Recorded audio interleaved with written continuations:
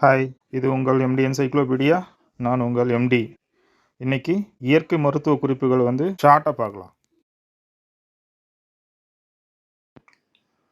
உடல் வலி, உடம்பெல்லாம் ஒரே வலியாக இருக்குது அப்படின்னு சொல்லுவாங்க.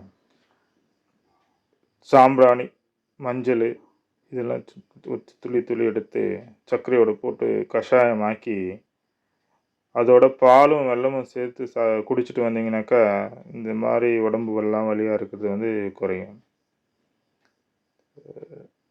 சுடு தண்ணி இல்லை நெருப்புனால ஏதாவது கொப்பளம் ஏற்பட்டுச்சுன்னா உடனே அந்த இடத்துல பெருங்காயத்தை அரைச்சி நல்லா தடவிட்டிங்கனாக்கா உங்களுக்கு கொப்பளமும் வராது, எரிச்சலும் அவ்வளோவா இருக்காது.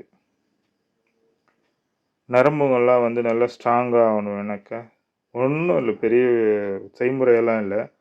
வெண்டைக்காயை டெய்லியும் சாப்பாட்டில் சேர்த்துட்டோமாக்கா, சமையலில் வாரத்துக்கு 2 நாள் 3 நாள் சாப்பிட ஆரம்பித்தோமாக்கா நரம்புகள்லாம் நல்ல வலிமையாக இருக்கும்.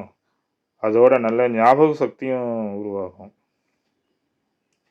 கண் நோய், கண் நோய் வந்துச்சுனாக்கா மஞ்சள் துணி வச்சு பண்ணுவாங்க. இல்லை ரொம்ப பிரச்சனையாக இருக்குன்னா ஒரு 100 மில்லி பசும்பால் அது அளவுக்கு தண்ணி எடுத்து அதில் வெண்தாமரை மலர்களை போட்டு நல்லா காய்ச்சி இறக்கி வச்சு அதில் வர அந்த ஆவி அந்த கண்ணில் படுற மாதிரி காமிச்சிங்கன்னா அதில் கூட இருக்கக்கூடிய இன்ஃபெக்ஷன்ஸ் உடனே போயிட்டு கண் நோய்கள்லாம் போயிடும்.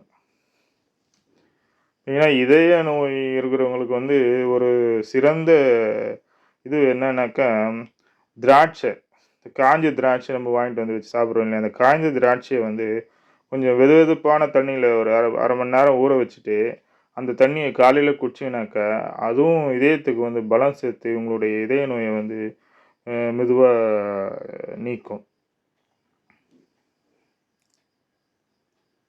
மீதமுள்ள மருத்துவ குறிப்புகளை அடுத்த வீடியோவில் தொடர்ச்சியாக பார்க்கலாம்.